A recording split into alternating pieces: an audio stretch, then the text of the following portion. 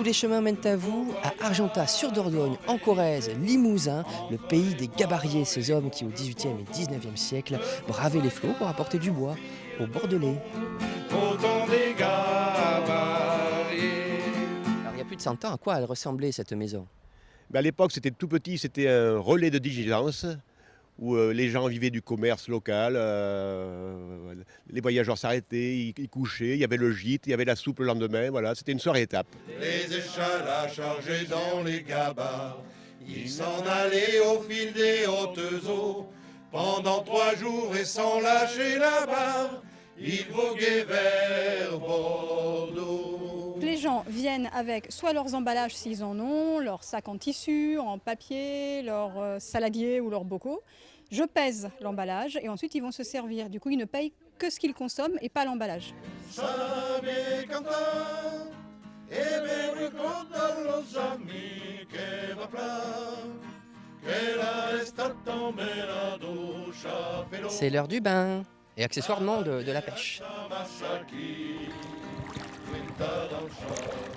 C'est une rivière qui est très très réputée en France. On est dans vraiment les plus belles rivières françaises pour cette pratique, sur Argentat et à Laval. Donc c'est très pratiqué, il y a beaucoup de pêcheurs et donc les poissons sont éduqués comme on dit. C'est un geste où c'est pas une question de force, on essaie vraiment de faire voler le fil de manière à pouvoir envoyer sa mouche.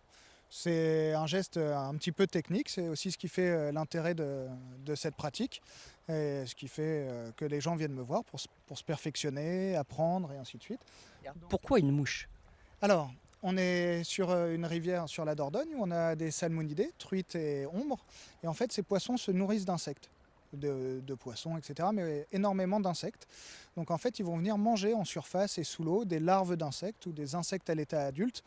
Et donc nous, on construit sur un hameçon une imitation d'un insecte qu'on va essayer de leur présenter de manière à ce qu'ils l'attrapent en pensant que c'est un insecte naturel. Voilà, c'est tout l'intérêt de et la difficulté aussi de cette technique.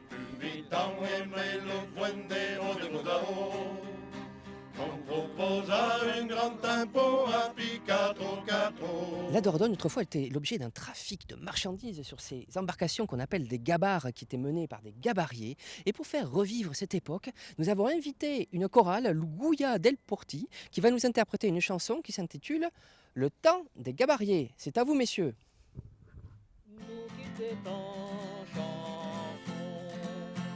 C'était le temps des gabariers qui descendaient au fil de la Dordogne sur leur bateau qu'ils conduisaient du haut pays jusqu'en basse Gascogne.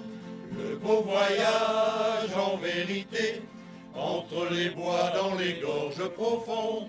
Le beau voyage au fil de l'ombre au temps des gabariers.